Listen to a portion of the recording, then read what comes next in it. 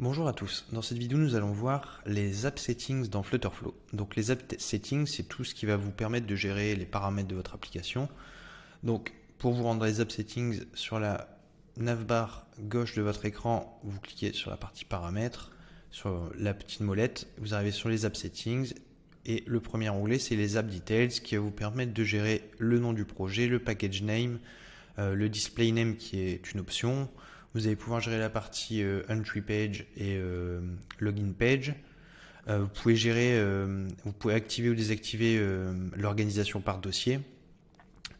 Gérer les paramètres sur la partie téléchargement et gérer la partie routing et deep linking qui vous permet de gérer des liens dynamiques. Ça peut être pertinent dans certains cas d'usage de l'application, d'une application.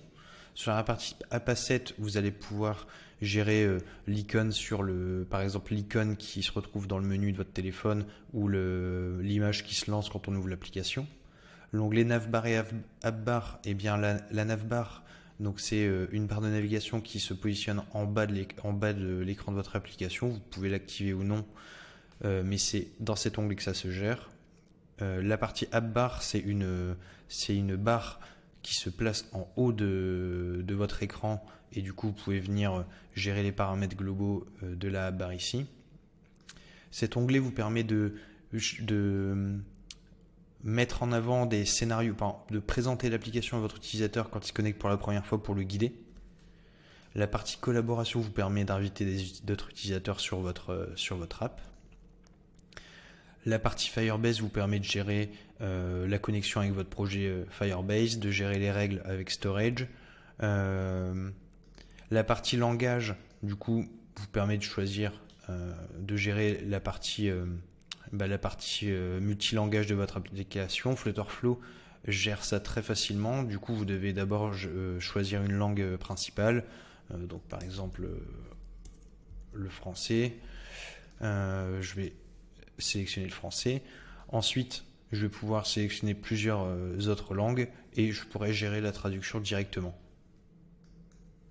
Alors, soit au niveau de la traduction, pour préciser, soit je laisse Google Translate traduire, soit je repasse sur les champs et je traduis moi-même. Au niveau des plateformes, étant donné que Flutterflow permet de développer des applications sur toutes les plateformes, on choisit celles qui sont disponibles. Sur les permissions, eh bien en fait c'est les permissions dont on va avoir besoin pour que notre application soit fonctionnelle. Donc on peut le gérer ici avec un message customisé. La partie authentification, eh bien on va choisir le type d'authentification, si c'est avec Firebase, Supabase ou une custom authentification. Même chose, les pages d'entrée, les pages de connexion.